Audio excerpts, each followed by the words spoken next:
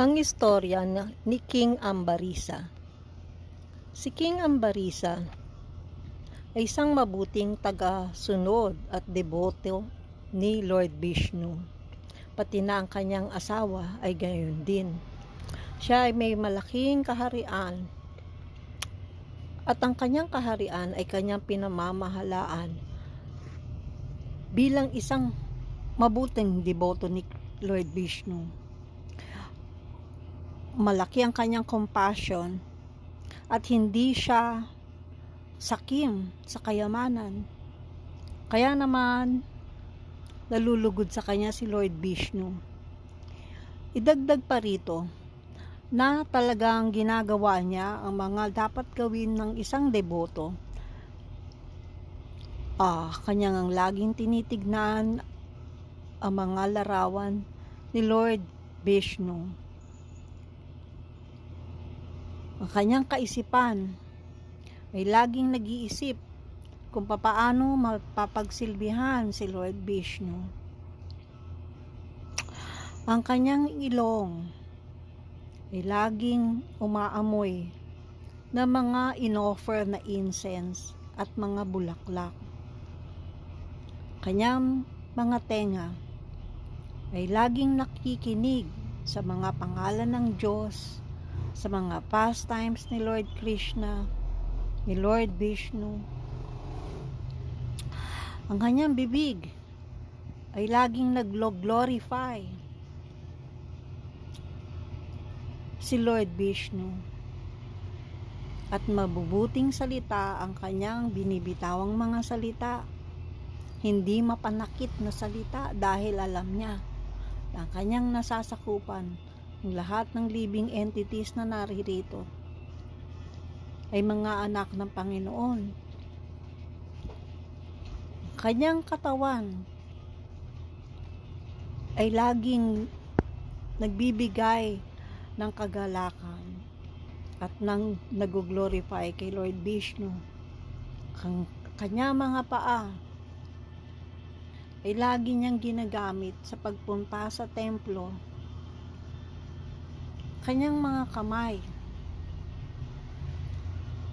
ay laging niyang ginagamit sa paglilinis ng templo kahit siya ay isa pang hari. Maaari naman niyang iutos ito sa kanyang mga tagapagsilbi. Ngunit siya mismo ang gumagawa ng paglilinis ng templo dahil alam niya na ito ay makalulugod sa kanyang pinakamamahal na Panginoon. Kanya naman siya ay kinalulugdan ni Lord Vishnu. Sinusunod din niya ang Ekadasi at sa mga mahahalagang okasyon siya ay nagpa-fasting. Minsan ay nag-fasting siya dahil may okasyon. 3 araw na siyang nag-fasting. Walang tubig at walang pagkain. Dumating ang ikatlong araw na pwede na siyang mag-break ng fasting at magpakain sa mga brahmana o mga pari. Pagkatapos nun ay mag-uumpisa ulit siya ng fasting. Tiyempo naman na dumating si Durvasa Muni, ang isang Brahmin.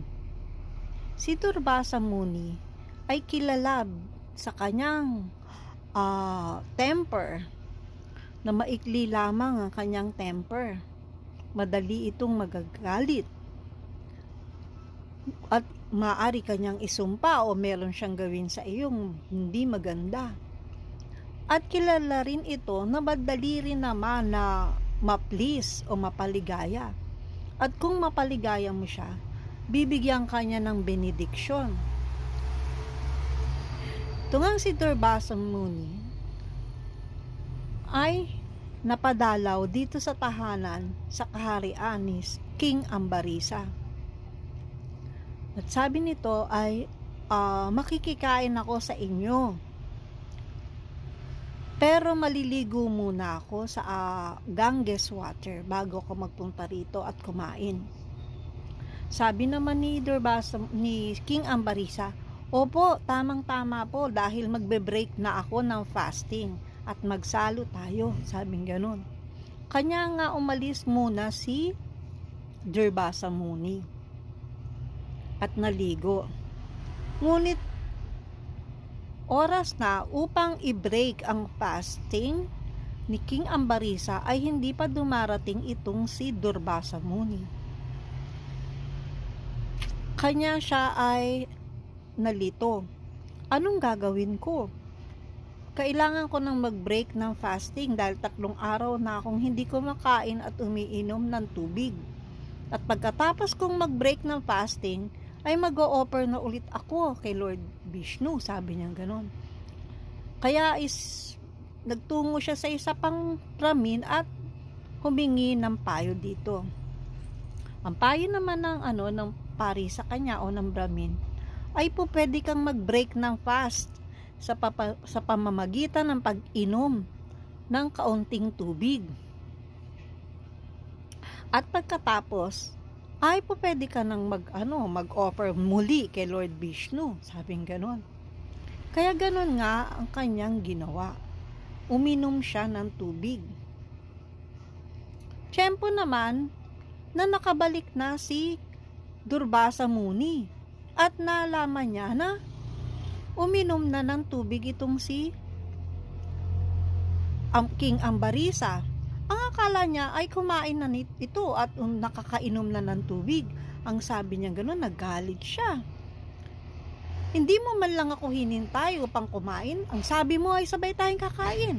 Sabi niya gano'n, hindi mo man lang ako hinintay. Sabi niya gano'n, nagalit siya. Agad-agad ay kumuha siya ng isang hibla ng buhok at tinapon niya sa lupa. Mula dun sa buhok na yun, ay lumabas ang isang demon na handang pumatay kung sino man ang ipag-uutos na patayin ni Durbasa Muni. Sa ganitong eksena, si King Ambarisa ay kalmante lamang nanalangin sa kanyang Panginoon, si Lord Vishnu, at humingi ng saklolo. Nanalangin siya. At tinugon ni Lord Vishnu ang kanyang panalangin. Dumating ang kanyang Sudarsana Chakra, ang weapon na mainit na parang gulong na may matatalas sa gilid. At handa rin itong pumatay. Poproteksyonan niya si King Ambarisa. Sabing ganon. Dahil nakita nitong Sudarsana Chakra ang demon at si King Ambarisa at si Durbasa Muni, agad-agad niya tong hinabol ang demon at napatay niya to. Ang sumunod naman niyang hinabol ay si Durbasa Muni na ang bilis ng takbo. Pagpunta siya doon kay Lord Indra, humingi ng saklolo, ngunit hindi siya matutulungan ni King Indra. Nagpunta siya kay Lord Shiva, ngunit hindi siya matutulungan ni Lord Shiva. Maging si Lord Brahma ay kanyang pinuntahan. Saklolo, tulungan mo ko. Ngunit sabi ni